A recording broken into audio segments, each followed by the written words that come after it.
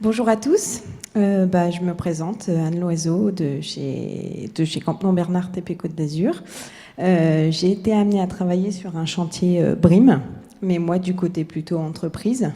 Donc je vais vous faire part un peu de mon retour, si jamais ça arrive.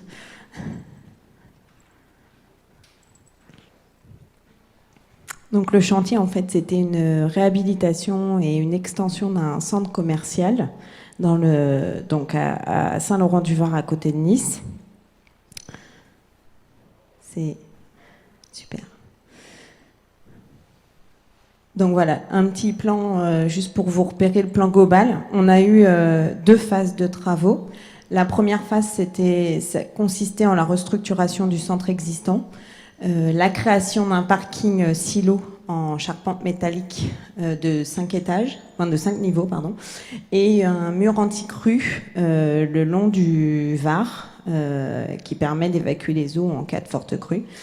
Et la deuxième phase consistait en l'extension du centre. Et on a permis de doubler, enfin on est en train de finir le chantier, on est en train de doubler la surface commerciale. Voilà. Ces travaux ont été réalisés en groupement d'entreprises Vinci Construction France, et on a eu un partenaire charpente métallique qui s'appelait Briand, qui est toujours aussi sur l'extension sud, puisqu'on réalise également en charpente métallique la structure de l'extension. Donc voilà juste un petit avant-après du projet. Donc avant, on avait un centre commercial qui était le premier centre commercial ouvert en 1969. Et donc aujourd'hui, la rénovation finale. Juste un petit contexte, alors rien à voir avec ITRAC apparemment. Nous, on est situé donc sur la ville de Saint-Laurent-du-Var, à proximité de l'autoroute, donc un accès idéal au centre commercial, en face de l'aéroport Nice-Côte d'Azur. On a même créé un accès pour les bus en cas de touristes qui auraient envie de faire un peu d'emplette. On est également en bordure de mer, avec la promenade, les restaurants. On a des hôtels un peu partout. Et on a surtout l'embouchure du Var qui est à proximité immédiate du centre commercial. Donc ça va effectivement induire quelques spécificités environnementales. Donc l'embouchure du Var est une zone Natura 2000 avec la plus forte zone de migration de la région pour les oiseaux. On nous a imposé dès le démarrage du projet la présence de la LPO, la Ligue de protection des oiseaux, qui s'est avérée être très intéressante. On nous a également imposé le label BRIM niveau excellent. Et on avait une pollution connue qui était la pollution du sol avec fraction soluble et sulfate, donc il a fallu gérer toutes les évacuations de terres polluées.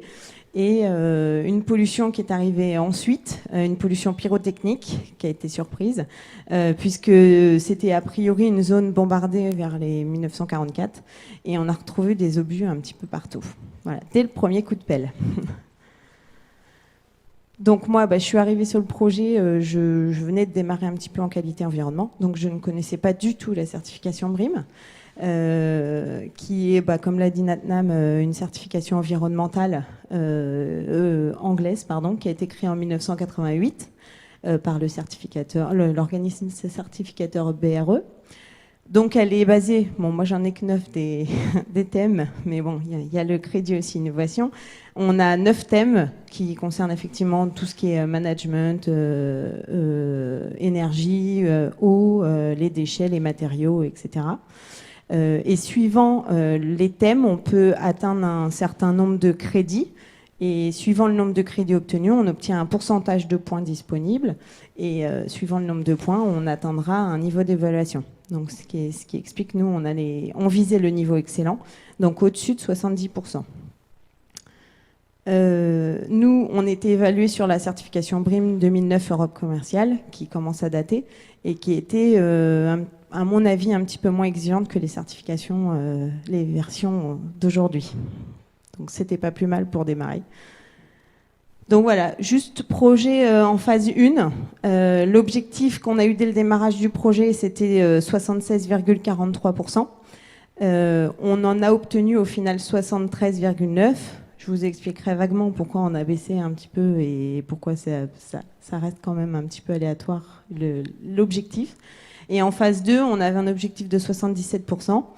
Le chantier n'étant pas terminé, on n'a pas le final, le pourcentage final évidemment. En optimiste, en espérant qu'on obtiendra tous les points visés, on est à 79%. Par contre, en pessimiste, sur des sujets qui ne sont pas encore validés, on reste à 72%. Voilà. Bon, 72 c'est déjà bien, 79 ça serait très bien. Voilà, donc parmi ces crédits, on en a quelques-uns qui concernent le chantier, c'est ce qui a été évoqué juste avant. Je vais vous en parler rapidement. Et après, tous les autres crédits concernent la conception, le choix des matériaux, le choix des équipements. Et c'est là où ça se complique un petit peu. Donc les crédits qui concernent le chantier, c'est les crédits management, comme ça a été évoqué tout à l'heure. Donc le MAN 2, il concerne toute la sécurité du chantier, les accès sécurisés, les relations avec le voisinage, qui était quand même quelque chose de complexe sur notre chantier, le respect de l'environnement. Voilà, donc ça c'est assez classique. Le MAN 3 qui devrait arriver, donc lui c'était plutôt toutes nos consommations, électricité, eau et toutes les émissions de CO2, que ce soit le chantier et les émissions de CO2 liées au transport vers le chantier. On a également des critères suivant la pollution de l'air et de l'eau, tout ce qui va être mis en place pour limiter ces pollutions. Une politique environnementale d'utilisation des matériaux. Et enfin, un point important, et je reviendrai aussi, c'est l'utilisation du bois de chantier. Le bois de chantier doit être justifié PEFC ou FSC sur 80%. Et sur les 20% restants, s'ils ne sont pas certifiés, il faut justifier la source légale. Et ça, c'est pas toujours évident à démontrer. Le dernier crédit, c'était le Waste 1, qui concerne tous nos déchets. Réalisation d'un SOGED et effectivement gestion optimale de nos déchets. Donc pour y répondre, on est obligé de rédiger chaque mois, enfin moi c'est comme ça que ça fonctionne sur CAP 3000, chaque mois on rédige un rapport mensuel avec tableau de suivi et photos à l'appui, donc c'est un travail de longue haleine. Pour y répondre, on y répond facilement. Déjà la communication chez moi, communication et tout ce qui est plainte, c'était géré par le maître d'ouvrage, donc il y avait déjà une chose de moins à faire. Elle nous était remontée, mais c'était pas nous qui les gérions directement. Et tout ce qui concerne les sujets chantiers, le label attitude environnement, ça a été évoqué, il répond largement. Donc on n'avait pas de souci là-dessus. Et on a mis en place un registre environnement qui nous permet de suivre nos consommations et qui nous permet de faciliter la rédaction du rapport mensuel. Juste une petite attention, on nous demande la pollution du chantier en gaz carbonique. Donc il a fallu qu'on transforme toutes nos consommations électriques et fuel en équivalent CO2. Bon, à l'aide des coefficients ADEME. Et une des choses qui est primordiale chez mon BRIM assesseur, c'est l'affichage. Donc il a fallu que j'affiche toutes nos consommations et la gestion de nos déchets pour nos conducteurs travaux, enfin pour toute notre équipe travaux et les ouvriers. Les seuls points de vigilance importants, c'est pour toutes nos consommations, il est indispensable de faire un sous-comptage. Donc c'est l'idéal, c'est de le mettre en place dès le démarrage du projet, parce que si on se ramène après la mise en place de la base vie et de tous les compteurs, on nous regarde un peu de travers. Voilà, ça, et c'est surtout de séparer les consommations de la base vie, parce que c'est ce qui consomme le maximum. Ensuite, la revalorisation des déchets, moi j'ai juste un conseil, c'est sur les terres, parce qu'on ne le voit pas souvent, mais souvent le taux de revalorisation qui nous est demandé, c'est un taux hors terre excavée. Mais là, je me retrouve devant le fait un nouveau projet sur lequel on me demande de revaloriser nos terres à 75%. Et la plupart du temps, les terres ne sont pas toujours bonnes. Et une des filières qui est acceptée par le BRIM, c'est le remblaiement de carrière. Donc voilà, juste un conseil, ça peut être pris en place dès les études de prix qu'il faudra évacuer vers ces filières-là. Et le bois de chantier, je vous en parlais, c'est pas toujours évident à mettre en place. Il faut qu'on justifie 80% de notre bois en PEFC, FSC. Et les 20% restants, il faut essayer de prouver l'origine légale. Et ça, ils nous demandent un certain nombre de papiers qu'on ne peut pas toujours obtenir. Donc l'idéal, c'est quand même de viser le FSC PEFC à 100%. Mais c'est pas toujours faisable. Ensuite, voilà, on a les autres crédits qui ne concernent pas forcément le chantier, mais qui nous impactent directement. Dans chaque thème, moi, c'est les points qui m'ont vraiment semblé sensibles. C'est qu'on n'a pas toujours le détail technique de ce qu'ils attendent de nous. Donc moi, déjà, en plus, je ne suis pas forcément qualifiée pour comprendre tous ces détails techniques, mais en plus, si je les ai pas, j'arrive pas du tout à les anticiper. Et on avait un BRIM assesseur qui avait beau y mettre du sien, j'avais pas toujours les informations qu'il me fallait. Et j'avais surtout une non prise en compte de l'architecte. Donc dans le CCTP, il y avait marqué effectivement respecter les critères BRIM, mais il n'y avait rien marqué de plus. Et c'était pas toujours évident de l'anticiper. On a eu des ratés. En particulier sur le pôle 7, qui est une réduction de la pollution visuelle.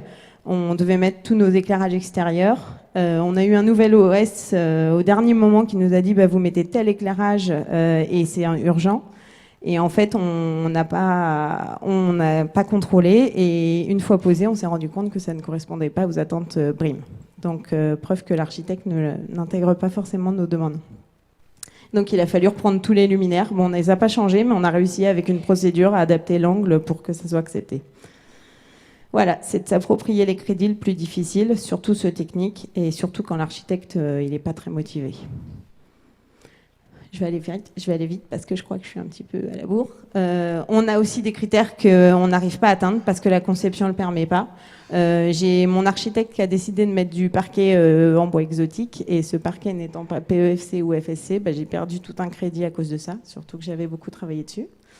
Et en phase 2, on m'a demandé d'atteindre un crédit sur les isolants thermiques qu'on n'a pas pu atteindre parce que les isolants ne sont pas ISO 14001.